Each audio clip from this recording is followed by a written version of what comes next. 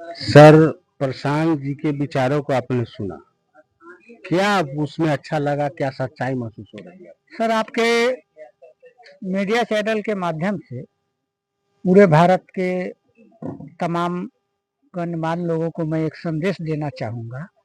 देश आज़ादी के 75-76 वर्ष हो चुके। विभिन्न पार्टियां अभी तक बिहार में शासन करते आई है। कई लोगों ने मुख्यमंत्री के रूप में देखा, लेकिन खासकर ये 35-40 वर्षों के दौरान जो मैं देख रहा हूँ बिहार की स्थिति पर, जब सोच रहा हूँ तो आज तक देश आज़ादी के टाइम से लेके अभी तक जो बिहार के जितने भी राजनेता हुए हैं, चाहे जिस जाति धर्म के लोग हो, किन ही लोगों ने बिहार की प्लान और शिक्षा व्यवस्था के बारे में सोचने का उनको काम नहीं हुआ, और न रोजगार के मुद्दा पर कोई लोगों ने बात करने का काम किया। इसलिए all the far better third विकल्प ऑफ बिहार वासी, मैं चाहूंगा तमाम बिहार वासी बिहार में एक तीसरी फ्रंट के तलाश में था जो विकल्प क्या हो सकता है। एक तरफ परिवारवाद की पार्टी आरजेडी, उनको चिंता, सबसे बेटर चिंता अपने बेटा को कैसे हम मुख्यमंत्री बनाए। तो मैं अपने लड़कों को यहाँ के सोच के अनुकूल, हमने जात पात के नाम पर वोट करने का किया, दल के नाम पर वोट करने का अभी तक लोगों ने काम किया। उन तमाम विकल्प के बावजूद भी तीसरा विकल्प या तीसरा फ्रंट के रूप में बिहार में जन स्वराज उभर कर आई है। और जन स्वराज का माने होता जनता के द्वारा का राज।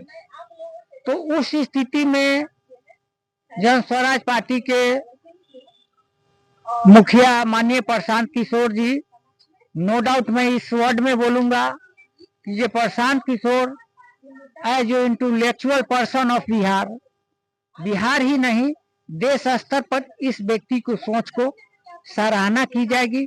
बिहार की दिशा और दिशा को देखते हुए इन्होंने एक नई फ्रंट का गठन किया है, जिस उद्देश्य से कम से कम बिहार के तमाम लोगों को एक तीसरा विकल्प के रूप में एक नई उम्मीद के साथ ये जन स्वराज पार्टी के उम्मीदवार को पूरे बिहार में समर्थन देकर एक बार चुनने का काम करे।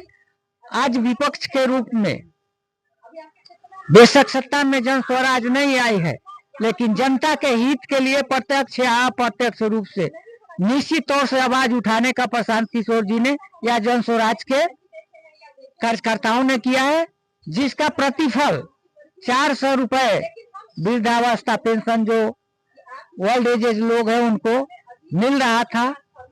इस आवाज को देखते हुए माननीय बिहार के मुखिया श्री नीतीश कुमार जी ने इसको 1100 रुपए करने का काम किया। मैं चाहूंगा आपके मीडिया चैनल के माध्यम से, एक तो काम आपका हो चुका, आने वाला जिस छठ पर्व दीपावली की कामना करते हैं, अगर बिहार के लोगों के द्वारा जन स्वराज का अगर मिलता है मौका, तो 10 और 15 हजार के नौकरी के लिए बिहार के नौजवान जो बिहार से बाहर दूसरे राज्यों में जाके अपनी प्रताड़ना को जो झेल रहे हैं और अपनी वजूद को जो खो रहे हैं, उस चीज की व्यवस्था अगर अपने उनको होम डिस्ट्रिक्ट इस बिहार में ही हो जाए तो निश्चित तौर से प्लान रुक जाएगी। ऐसे सोच रखने वाले व्यक्ति को मैं कोटि कोटि नमन करता हूं और मैं जन स्वराज के विचारधाराओं से सहमत हूं। मैं न कोई पार्टी का कार्यकर्ता हूं और न कोई पदाधिकारी हूं। एक बिहार के आम नागरिक होने के नाते, एक सजग व्यक्ति होने के नाते हमारी ये कोशिश रहेगी, जो आपका पदाधिकारी जितना काम नहीं करेगा उससे ज्यादा मैं कहीं भी रहूं देश के कोना में, मेरे लिए एक टेलीफोन ही काफी है, जो लोग आपके साथ कतारों में जुड़ जाए। व्यक्तिगत तौर पे जो व्यक्ति हमको जान रहे हैं इस जिला के लोग, आपको खासकर पूर्व के साथी हमारे रह चुके हैं, अविनाश जी तो व्यक्तिगत तौर पर जानते ही हैं।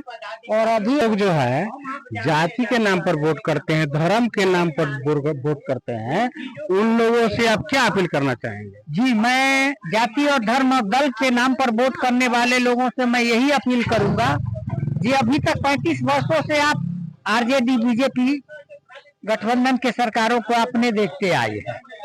तो मैं चाहूंगा जो 3 मुद्दा जो बिहार के नौजवानों के लिए, बेरोजगारों के लिए, बुजुर्गों को लिए, एक जो समस्या थी आपको पलायन, वह पलायन रुकेगा जन स्वराज के आने के बाद। दूसरा, जो बिहार से बाहर जो बेरोजगार जाते हैं उनकी रोजगार की बिहार में ही व्यवस्था की जाएगी। तीसरा मुद्दा, जे हर को शिक्षा, हर के रोजगार, रोजी रोटी एक समान, तो फिर बिहार से बाहर क्यों। ये चीजें हैं और बिहार के लोगों को मैं एक संदेश दूंगा कि जे इस जन स्वराज के मुहिम में जाति धर्म दल बल से ऊपर उठकर एक बार जन स्वराज के उम्मीदवार को आप मौका दे। फिर 5 साल इतना दिनों से ठगाते आए हैं और ठगते लोग रहा है। एक बार और आप ठगाने के नाम पे एक बार ठगाइए, एक ही बार में कोई ठगेगा।